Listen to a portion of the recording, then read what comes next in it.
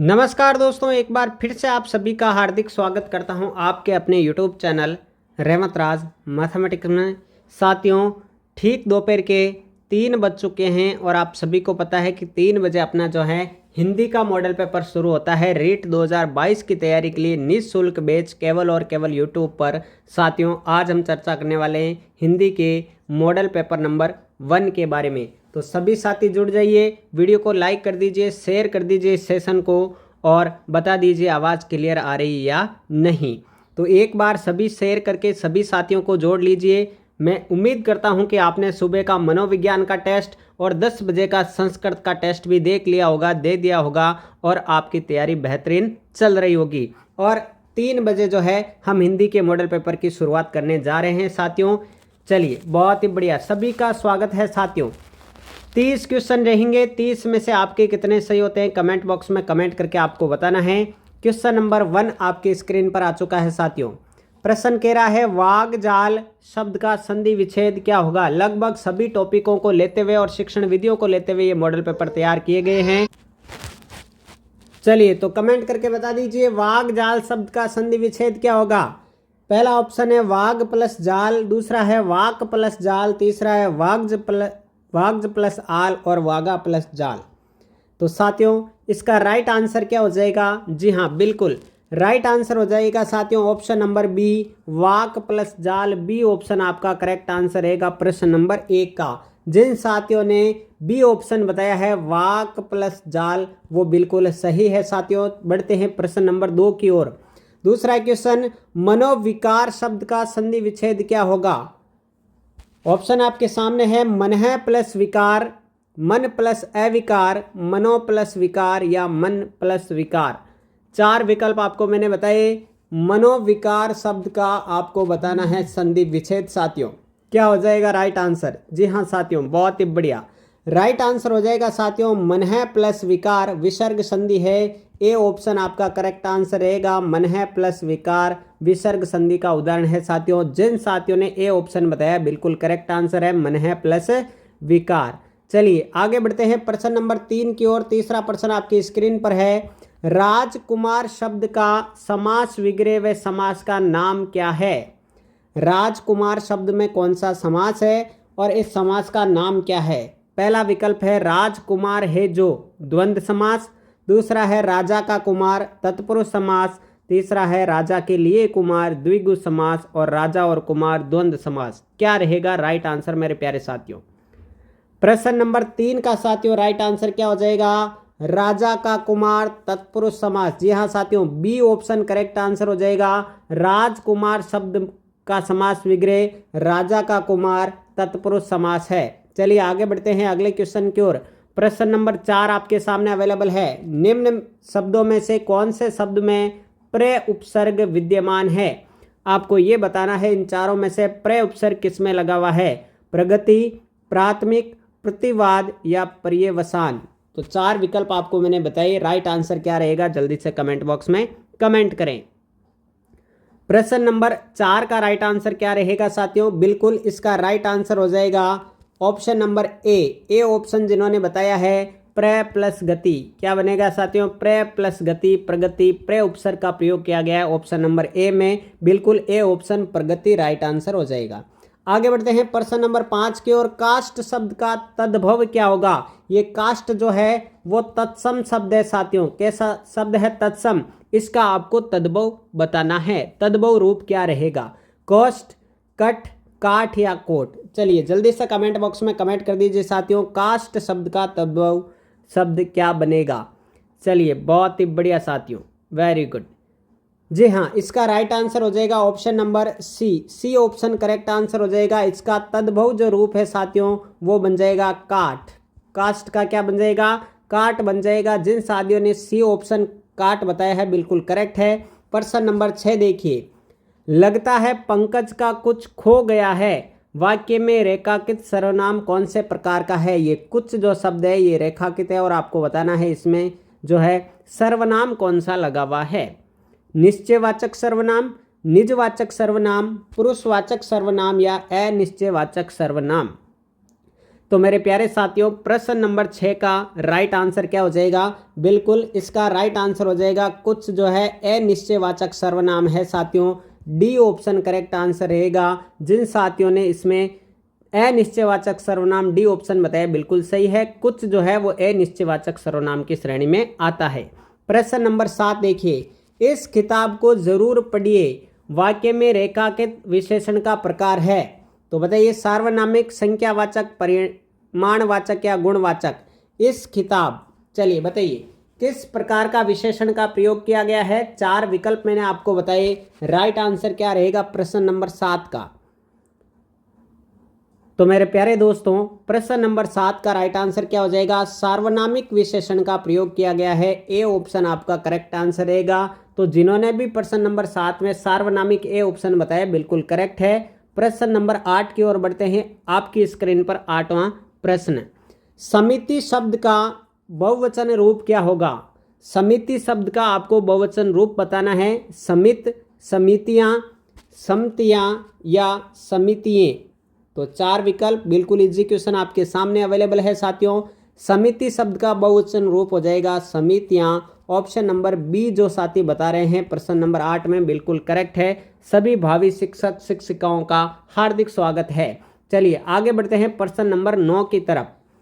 9वां प्रश्न देखिए इंपॉर्टेंट है। यदि समय पर पहुंचोगे तो गाड़ी पकड़ लोगे, वाक्य कौन से काल का है? काल एक महत्वपूर्ण टॉपिक है आपके सिलेबस का मेरे प्यारे साथियों, जिसका प्रश्न आपके सामने अवेलेबल है। यदि समय पर पहुंचोगे तो गाड़ी पकड़ लोगे। विकल्प है हेतु हेतु मध्य भविष्यत काल, हेतु हेतु मध्य भूतकाल, संभाव्य भविष्यत काल या संदिग्ध वर्तमान काल। तो मेरे प्यारे दोस्तों इसका राइट आंसर क्या हो जाएगा बताइए? जी हाँ साथियों, इसका राइट आंसर क्या हो जाएगा? विकल्प नंबर 1 हो जाएगा हेतु हेतु मध्य भविष्यत काल, हेतु हेतु मध्य भविष्यत काल। ए ऑप्शन करेक्ट आंसर हो जाएगा साथियों। यहाँ पर बी नहीं है, कौन सा ऑप्शन होगा? ए ऑप्शन होगा हेतु हेतु मध्य भविष्यत काल। जी हाँ साथियों, प्रश्न नंबर 10 आपकी स्क्रीन पर है। अमृत का पर्यायवाची शब्द नहीं है, आपको बताना है इनमें से कौन सा अमृत का पर्यायवाची शब्द नहीं है। तो प्यारे साथियों जल्दी से कमेंट करके बता दीजिए, अमीय, सुधा, पीयूष या रसाल, बताइए जल्दी से।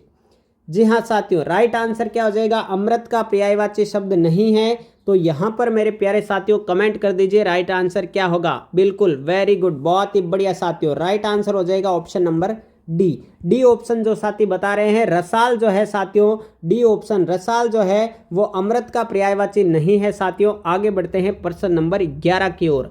सम्मुख का विलोम शब्द क्या होगा?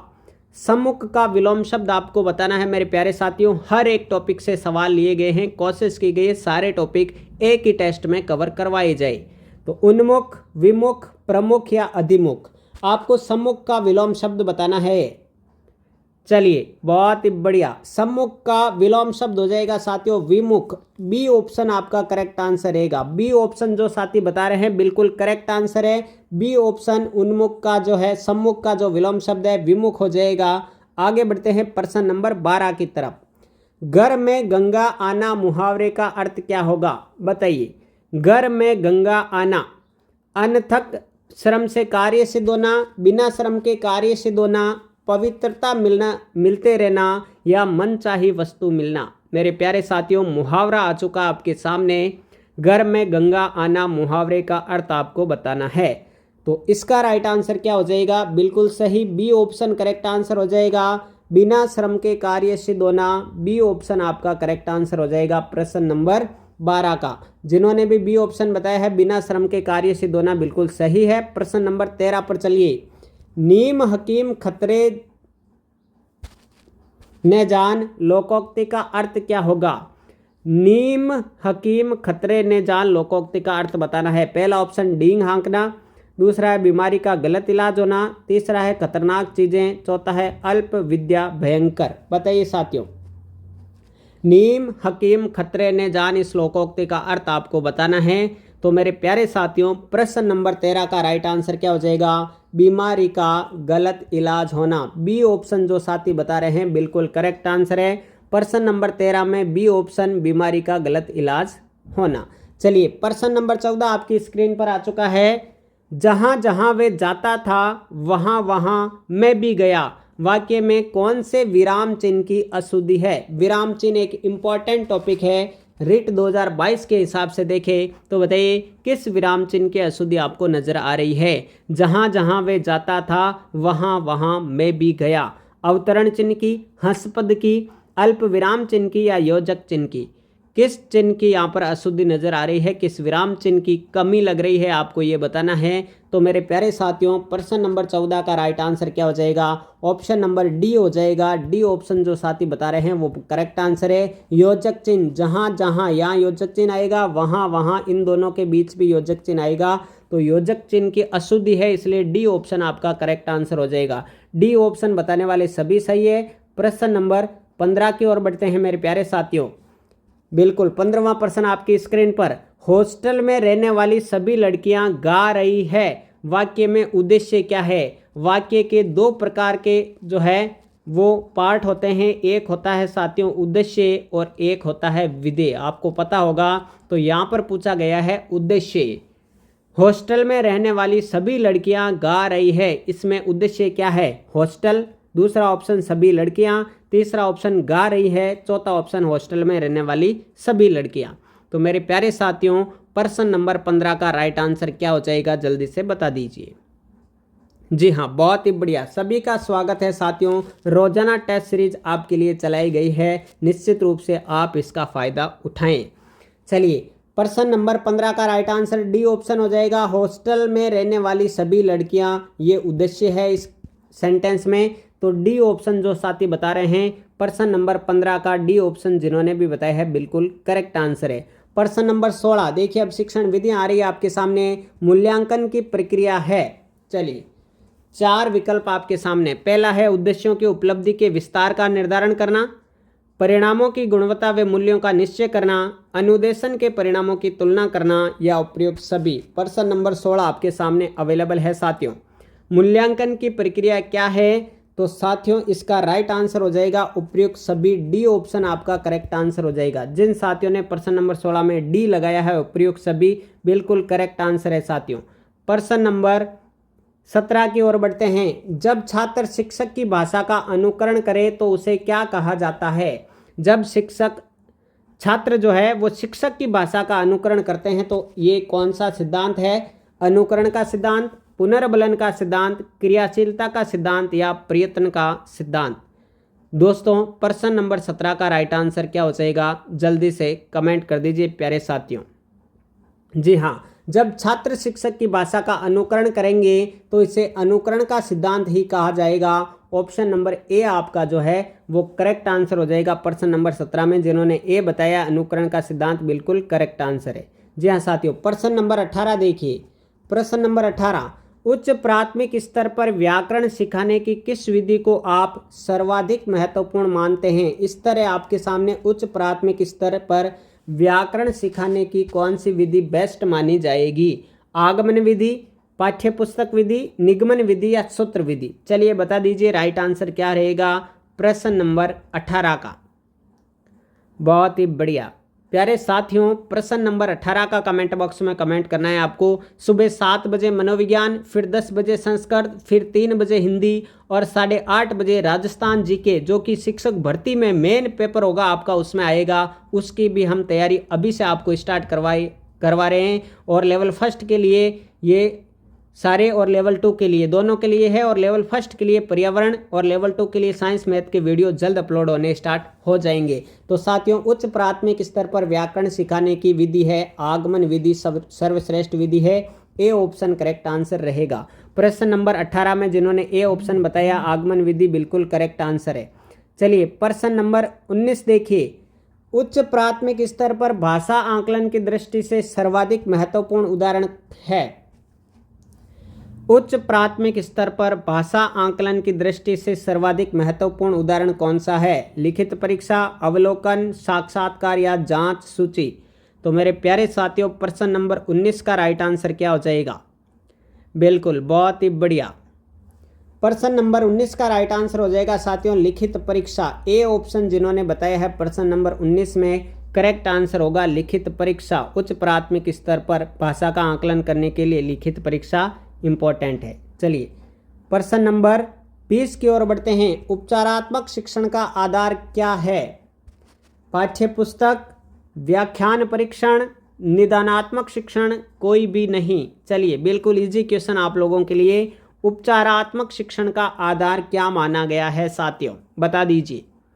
प्रश्न नंबर 20 आपकी स्क्रीन पर आ चुका है। उपचारात्मक शिक्षण का आधार क्या है साथियों, ये आपको बताना है। तो मेरे प्यारे साथियों, उपचारात्मक शिक्षण का आधार निदानात्मक शिक्षण होता है। निदानात्मक शिक्षण करने के बाद उपचारात्मक शिक्षण करवाया जाता है। सी ऑप्शन करेक्ट आंसर हो जाएगा। प्रश्न नंबर 20 में जिन्होंने सी ऑप्शन बताया है बिल्कुल करेक्ट आंसर है। जी हाँ, निदानात्मक परीक्षण। प्रश्न नंबर 21 में आ जाइए। सस्वर वाचन कितने प्रकार का होता है? सस्वर वाचन कितने प्रकार का होता है? चलिए सस्वर वाचन कितने प्रकार का होता है साथियों, ये बताना है आपको। प्रश्न नंबर 21 में 3, 4, 2 या 5, जल्दी से बताइए साथियों। चलिए ऑप्शन नंबर कौन सा करेक्ट आंसर हो जाएगा? सस्वर वाचन के कितने भेद हैं? तो साथियों सस्वर वाचन कितने प्रकार का होता है? 2 प्रकार का होता है। डी ऑप्शन करेक्ट आंसर रहेगा। सस्वर वाचन जो है वह 2 प्रकार का होता है। डी ऑप्शन जिन साथियों ने बताया है करेक्ट आंसर है। देखिए यहाँ पर सी नहीं है, डी ऑप्शन होगा। कितने प्रकार का? 2 प्रकार का। ध्यान रखना है सस्वर वाचन जो है कितने प्रकार का? 2 प्रकार का। एक होता है कौन सा? 2 प्रकार कौन से हैं सुन लीजिए साथियों। एक होता है आदर्श वाचन। कौन सा होता है? आदर्श वाचन। और दूसरा कौन सा होता है? अनुकरण वाचन। कौन सा होता है? अनुकरण वाचन। तो सस्वर वाचन के कितने प्रकार? 2 प्रकार, आदर्श वाचन और अनुकरण वाचन। चलिए अगले प्रश्न की ओर। प्रश्न नंबर 22। दृश्य सामग्री कौन सी नहीं है? दृश्य सामग्री कौन सी नहीं है? चित्र, पत्र पत्रिकाएं, चलचित्र या चित्र विस्तारक, बताइए। दृश्य सामग्री इनमें से कौन सी नहीं है, ये बताना है आपको। चलिए प्यारे साथियों, दृश्य सामग्री कौन सी नहीं है ये बता दीजिए जल्दी से। जी हाँ, राइट आंसर क्या हो जाएगा? C option. बी नहीं होगा साथियों, कौन सा होगा? सी ऑप्शन होगा। और ये होगा चलचित्र। क्या होगा साथियों? चलचित्र। देखिए दृश्य सामग्री कौन सी नहीं है? चलचित्र। सी ऑप्शन होगा। अब चलचित्र कैसे आया? देखिए चलचित्र जो होता है वो दृश्य और श्रव्य दोनों हैं। क्या है? दृश्य प्लस श्रव्य। चलचित्र क्या होता है? दृश्य प्लस श्रव्य। ठीक है ना? दृश्य प्लस श्रव्य दोनों होता है साथियों चलचित्र। चलचित्र क्या होता है? दृश्य प्लस श्रव्य। राइट आंसर हो जाएगा दृश्य सामग्री कौन सी नहीं है, तो चलचित्र। चलिए आगे बढ़ते हैं, अगले प्रश्न की ओर बढ़ते हैं साथियों। अगला प्रश्न आपकी स्क्रीन पर है 23 नंबर। कविता में शिक्षण की मनोवैज्ञानिक विधि कौन सी है? बताइए जल्दी से। कविता में शिक्षण की मनोवैज्ञानिक विधि। कविता के लिए शिक्षण की मनोवैज्ञानिक विधि। व्याख्या विधि, गीत प्रणाली, व्यास विधि, कोई नहीं। बताइए राइट आंसर क्या हो जाएगा? कविता में शिक्षण की मनोवैज्ञानिक प्रणाली कौन सी है, कौन सी विधि है? तो साथियों राइट आंसर होगा गीत प्रणाली। क्या आंसर हो जाएगा? गीत प्रणाली। बी ऑप्शन आपका करेक्ट आंसर हो जाएगा, गीत प्रणाली। कौन सा हो जाएगा? गीत प्रणाली। चलिए वीडियो को लाइक कर दीजिए, शेयर कर दीजिए। बढ़ते हैं अगले प्रश्न की ओर। तो चलिए प्रश्न नंबर 24 आपके स्क्रीन पर आ चुका है। मूल्यांकन निर्णय व विश्लेषण की प्रक्रिया है जो विद्यार्थियों से प्राप्त विश्लेषण माना कथन किसका है? यह कथन किसका है? यह कथन किसका है? सूचनाओं से निकाली जाती है। सर्वप्रथम मूल्यांकन का अर्थ निर्णय।